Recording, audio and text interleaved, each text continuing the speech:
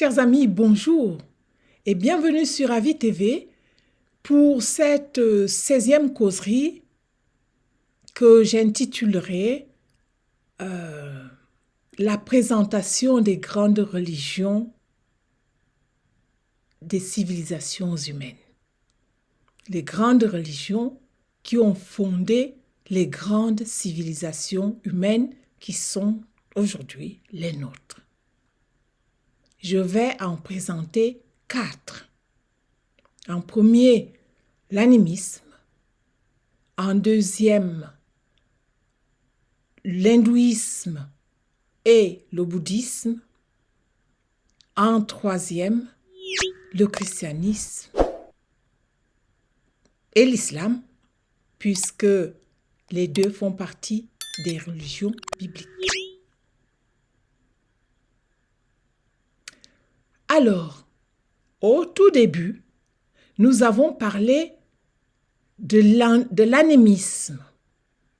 C'est vraiment par là que nous sommes entrés dans ces causeries. Qu'est-ce que c'est que l'animisme que les Européens découvrent dans les pays non européens et qui vivaient là, un peu comme les gens vivaient, pour ne pas aller trop loin, au moins au 2e millénaire avant Jésus-Christ, sinon plus haut encore. Nous avons dit que l'animisme est ce sentiment que l'individu nourrit et qui lui dit, autour de nous, tous les êtres qui nous entourent ont une âme.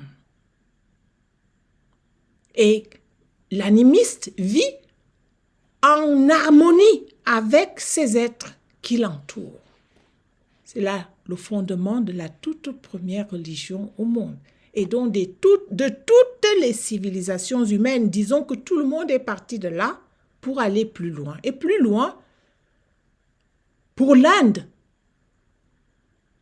la religion, c'est l'hindouisme. L'hindouisme indien est une religion polythéiste.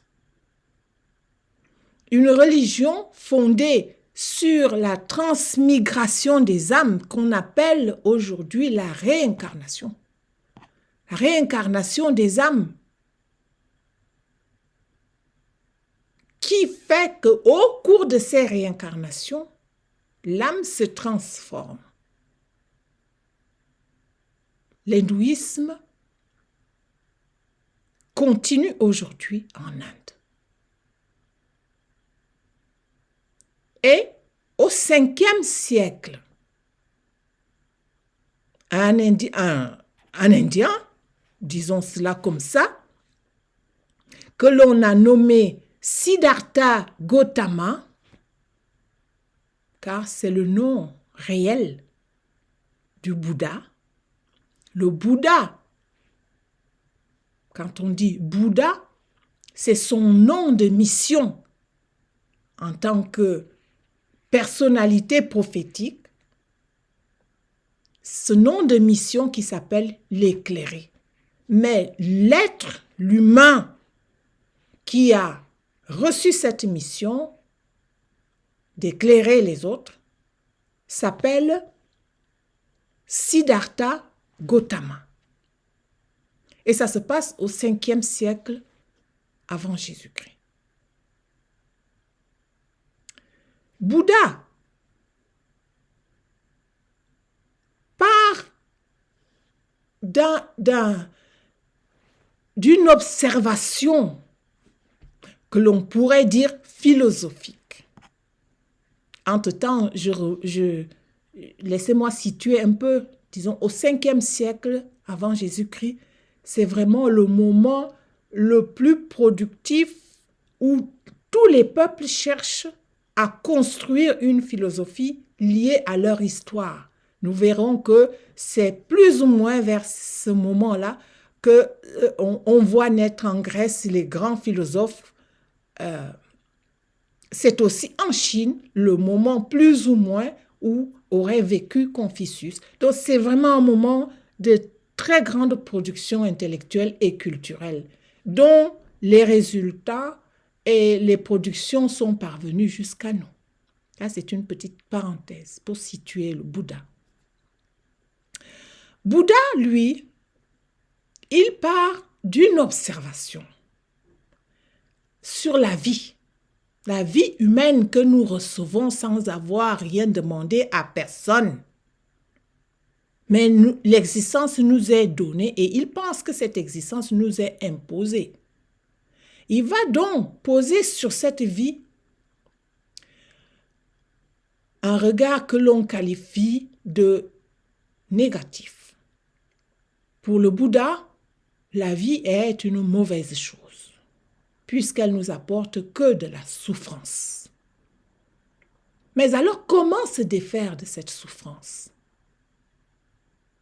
Laissez-moi, pour ne pas trop m'étendre, lire un petit passage de Genèse et Civilisation qui vous dit cela avec les mots du livre.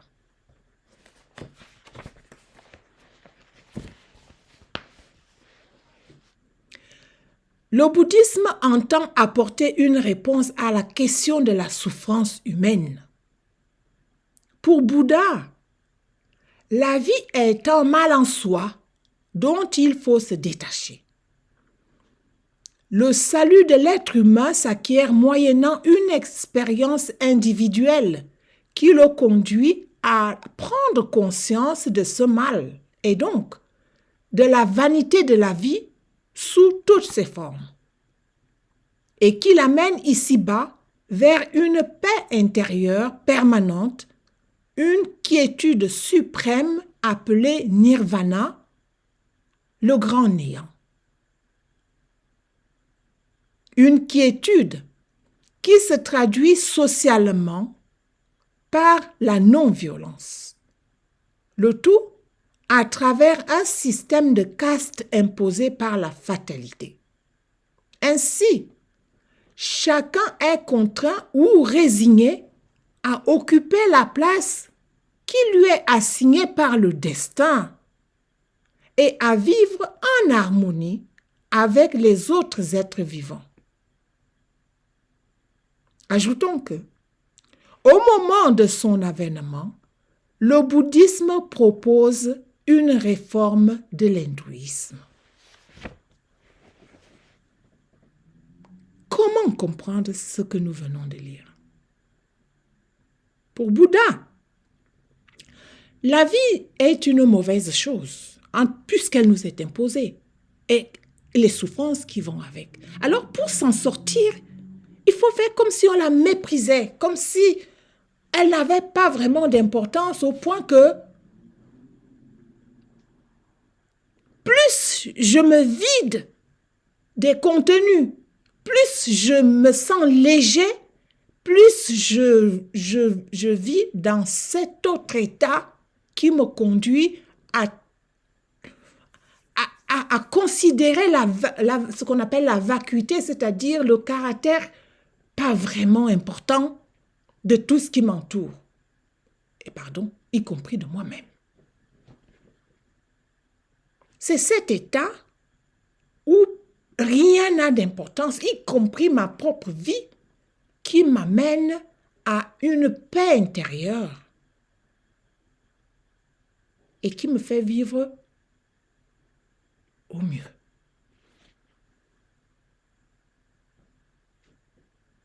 C'est un point de vue. Et c'est cette paix intérieure, après avoir annulé tout ce qui peut avoir d'importance autour de moi, cette paix intérieure qui, au fait, c'est un néant, il n'y a rien. Il n'y a rien d'important. C'est cela le nirvana. Et donc, comme cet idéal doit être vécu dans une société, c'est ici aussi l'importance de comprendre quand on dit société maintenant, vous comprenez ce qui est un peu derrière, c'est-à-dire sur le plan sociologique. Ah, le mot, il revient. Comment on traduit un idéal comme celui-là? Il faut savoir que, le Bouddha est d'une certaine caste, ce qu'on appellera la caste des prêtres, la caste des brahmanes. Il dit donc, pour que cela devienne que ça construise une civilisation, il faut que chacun vive dans la caste où le destin l'a placé.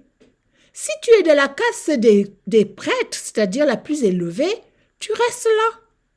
Et la société s'est structurée de manière à servir cela. Et si tu es de la caste, disons, la plus petite, la plus basse, ce qu'on appelle les intouchables, c'est que tu es là parce que c'est le destin qui t'a mis là. Reste tranquille là où tu es. Donc, le fait de mépriser la vie n'est viable en société que si chacun observe la quiétude qui est demandée dans sa propre caste. Si tu es intouchable, le destin a voulu que tu sois intouchable, ne cherche pas à sortir de là, c'est comme ça, c'est écrit que c'est comme ça.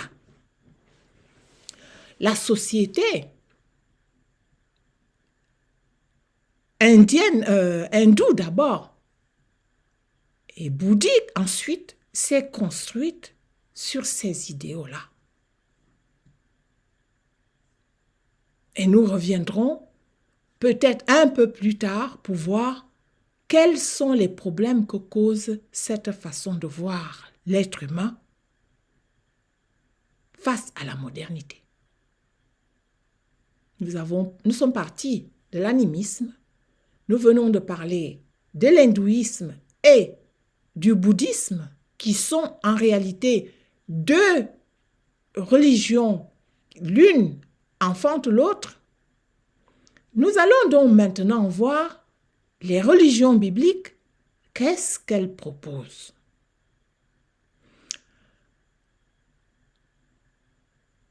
La Bible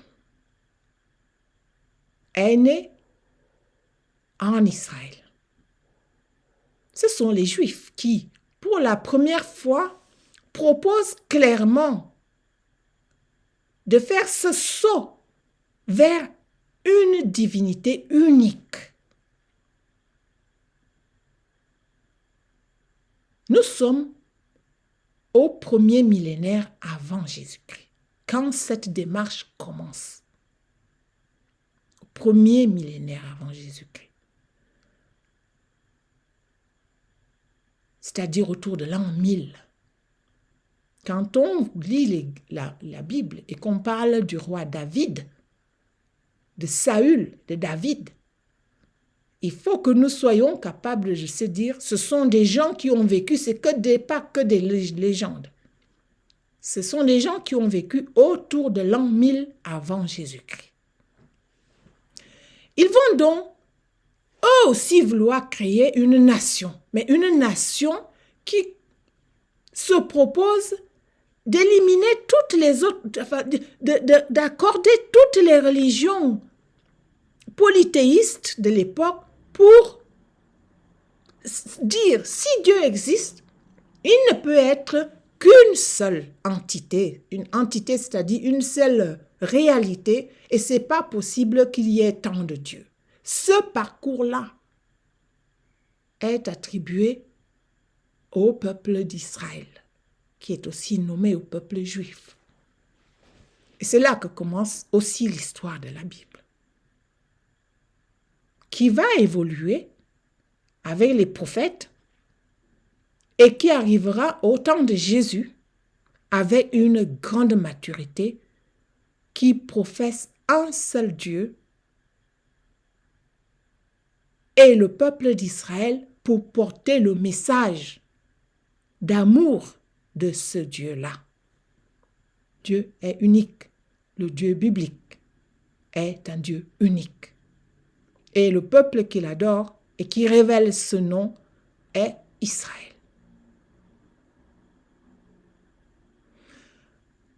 Au temps de Jésus, Jésus est un juif qui a appris sa propre culture, sa propre civilisation. Et qui dit ce que nous avons découvert, si Dieu est un, ne peut pas être seulement quelque chose qui appartient à Israël. Et il faut que ce message devienne un message universel. Ce qu'apporte Jésus, ce n'est pas la révélation en un Dieu un comme au premier jour, non. Mais juste l'extension du message d'amour de Dieu, du Dieu un, à toute l'humanité. Puisque jusque-là, chacun gardait ses divinités pour soi. Cet éclatement deviendra la fondation du christianisme. Celui qui dit Dieu un est un Dieu qui aime tous les êtres humains, d'où que tu viennes, qui que tu sois. J'essaie de résumer ici au maximum les grandes lignes des religions. Et dans cette situation, comment on construit une société à partir de ce message-là? On construit une société d'abord en détruisant les barrières qui séparaient tous les peuples en ce temps-là, c'est-à-dire au temps de Jésus. Saint Paul, qui nous lègue une épître dessus, dit aux premiers chrétiens, « Désormais, vous n'êtes plus ni juifs, ni romains, ni grecs. Vous êtes juste des disciples de Jésus. Vous êtes des hommes libres en Jésus. » Ça veut dire, le christianisme se propose comme idéal de rassembler dans une même famille humaine tous les peuples, en se donnant chacun une égale dignité. Il n'y a pas de séparation. Il n'y a pas de noir, de jaune, de vert, de je ne sais pas qui. Il y a juste des humains qui se proposent de vivre ensemble en se donnant une égale dignité humaine. Et la société chrétienne se propose de se construire, et la civilisation chrétienne, qui elle-même reste en lien étroit avec la société judéenne qu'il a créée, c'est pour ça qu'on appelle judéo-chrétienne, reste en étroite collaboration. Le christianisme ne renie pas l'Ancien Testament et l'héritage juif. Au contraire, il dit, on va aller plus loin. Donc, ce principe de l'amour gratuit de Dieu pour tous les êtres humains est celui que va essayer de porter le christianisme dans des conditions historiques compliquées que nous verrons au fur et à mesure. Arrive alors au 6e siècle de ce message, je dirais plutôt au 7e siècle, un autre prophète arabe, lui cette fois-ci, qui s'appelle le prophète Mahomet. Le prophète Mahomet, quand on lit les premiers temps, est d'abord quelqu'un qui a appris la Bible. Il ne faut absolument pas l'oublier. Vous verrez dans les textes très anciens comment et dans quelles conditions il le fait. C'est écrit. Mais il va réinterpréter cela à sa manière, en tant que chef de file des tribus arabes. Et le prophète se fonde sur le fait que, et là c'est vraiment important à comprendre, dans les temps anciens, les générations qui nous ont précédés pensaient que les divinités qui étaient vaincues se désavouaient. C'est-à-dire, si c'est toi qui es le vrai Dieu, ton Dieu doit vaincre lors d'une guerre.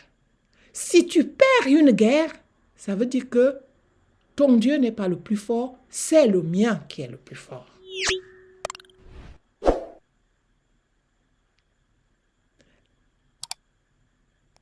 La révélation islamique va progresser en particulier sur ce principe-là.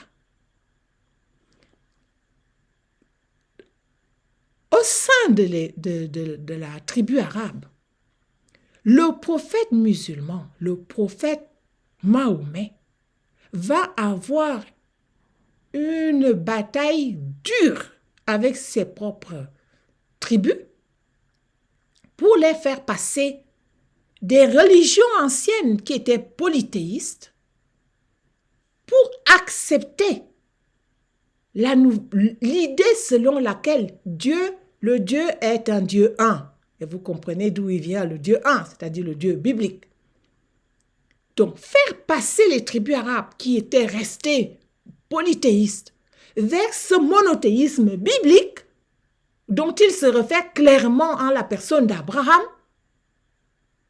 ce fut un combat rude pour Mahomet lui-même, vis-à-vis de sa famille, vis-à-vis des tribus qui étaient les siennes et vis-à-vis des autres tribus arabes.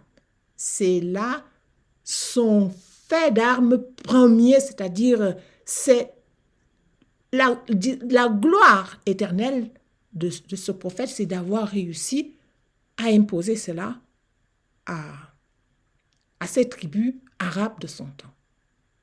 Mais comment on quitte de là vers une religion qui va plus loin? C'est par les conquêtes arabes. C'est là qu'arrive l'idée selon laquelle si ton Dieu est le plus fort, il n'a qu'à te donner la victoire. Et si il ne t'a pas donné la victoire, ça veut dire que c'est le mien qui est le plus fort. Ainsi donc, lors des conquêtes arabes, que ce soit de l'Égypte, que ce soit de la Mésopotamie et tout le reste, dès qu'une localité succombait sous les coups des conquistateurs, des armées musulmanes, ces armées-là étaient soumises. Et à ce moment-là, c'était légitime, on légitimait la défaite des ennemis comme parce que c'est le vrai Dieu qui était devenu le Dieu de l'islam. Islam veut dire le soumis. Donc, les peuples vont être soumis selon qu'ils tombent et parfois pour qu'ils ne tombent pas parce qu'il y avait des troupes impressionnantes. Vous verrez dans le livre comment se passe cette conquête. Chaque fois qu'une troupe était aux portes d'une ville ou d'une localité, ils avaient un choix. Renoncer pour se soumettre ou combattre. Et dans les deux cas, l'issue était la même. C'est-à-dire la soumission et la proposition de la nouvelle religion, puisque Dieu aurait donné la victoire aux armées arabes. Les conquêtes arabes vont donc renouveler la civilisation autour de la Méditerranée. Et c'est celle que nous voyons encore aujourd'hui. Alors, revenons donc sur le cœur de l'islam. Bien sûr, c'est une religion vraiment orale et globale, comme nous la voyons encore aujourd'hui. Ce n'est pas pour mal parler. Moi, je suis théologienne pour dire des choses assez objectivement, quelle qu'en soit la religion. Donc, les rites arabes que nous avons aujourd'hui sont toujours celles qui ont été établies par le prophète Mohammed à la Mecque.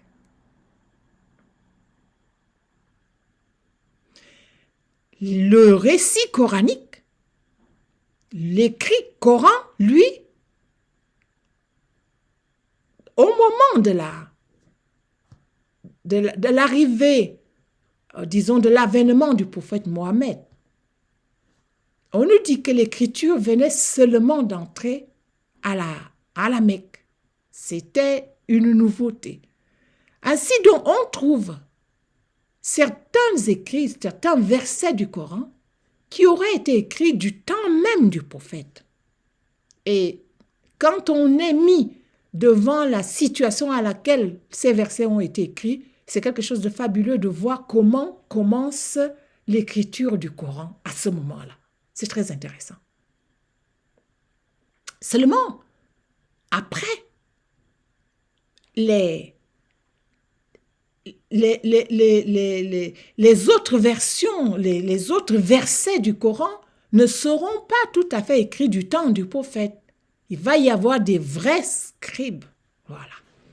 Les scribes qui vont se mettre au travail pour questionner ceux qui ont été les compagnons du Coran, pour fixer tout ce que tout ce que le prophète avait dit. Et c'est ainsi naît cet écrit que nous avons aujourd'hui, qui s'appelle le Coran. Nous reviendrons donc plus tard pour voir le contenu et toute la subtilité particulière au Coran. Mais j'aimerais terminer ici par un point essentiel de la religion musulmane par rapport à ce que j'ai dit en premier, précédemment des autres religions, succinctement présentées, c'est que du point de vue de l'universalité, nous avons dit que les religions bibliques, il y a le côté juif qui dit « nous sommes les gardiens de la révélation » qui a été faite aux Juifs. Et le christianisme dit oui, la révélation a été faite aux Juifs, mais il faut qu'elle soit étendue à toute l'humanité. Et c'est cela la différence entre le judaïsme et le christianisme. Mais quant à l'islam, qui lui aussi part de la lecture biblique du Dieu et de l'appropriation du Dieu un biblique, le Coran va revenir plutôt à une singularité qui était propre à l'Ancien Testament, c'est-à-dire cette fois, la révélation n'est pas donnée aux Juifs, mais aux Arabes. Donc, avec la même exclusivité réclamée, puisque ceux qui ont eu, c'est-à-dire les frères juifs qui ont eu cette révélation, sont considérés comme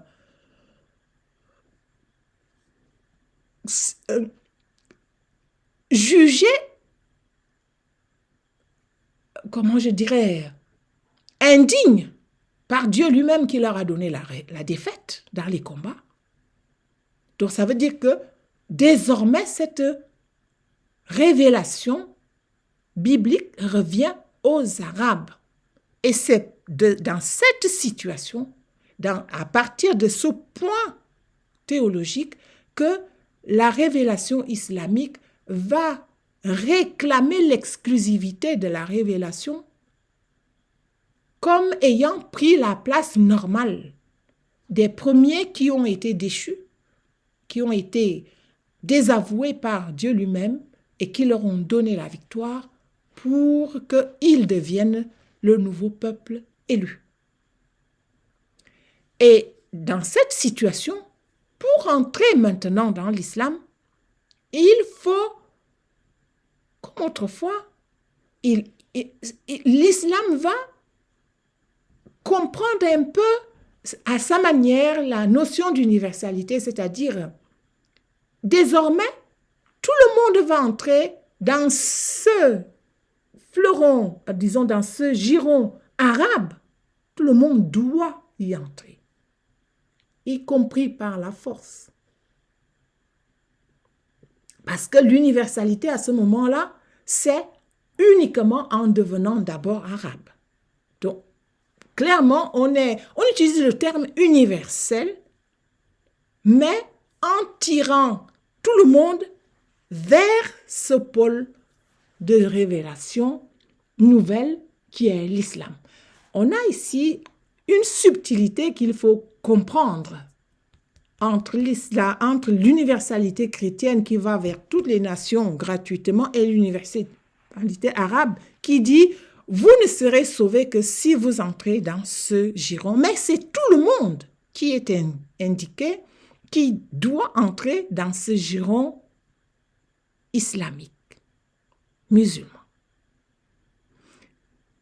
Cette petite synthèse des grandes religions nous donne l'aperçu de ce que nous allons devoir comprendre au fur et à mesure de comment est-ce que les uns et les autres sont entrés dans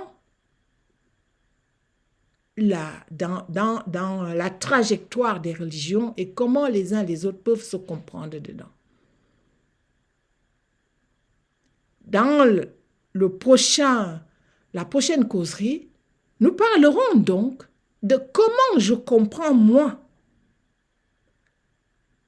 la question de croire en Dieu, quelles que soient ces religions-là. Si je suis un individu, que signifie pour moi croire en Dieu?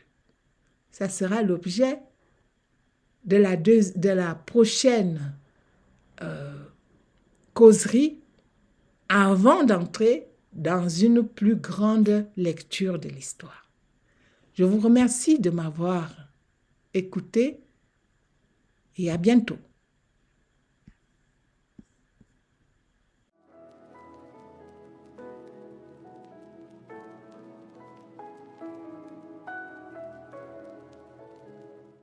Chers amis, je m'appelle Joséphine Zibi. Je suis née au Cameroun. Je suis camerounaise. Aujourd'hui, je vous présente Genèse et civilisation en tant que récit commun de notre histoire. Je viendrai chaque semaine m'entretenir avec vous. Démarrer ici, dans une petite chaîne qui s'appelle Afrique Vivante Production ou Avis TV. Je vous invite tous à venir avec moi faire une causerie éducative. Parce qu'en sortant de l'oralité, on n'a pas appris à lire. On a appris à causer pour s'instruire. Et aujourd'hui, les nouvelles générations sont en train de retourner à l'oralité. On ne lit plus tout à fait, mais on regarde l'image pour s'instruire. Je vous invite à partager cette vidéo. Je vous invite à vous abonner à la chaîne Avis TV afin que chaque semaine, nous puissions nous entretenir du contenu de Genèse des civilisations. Je vous remercie de m'avoir écouté. À bientôt.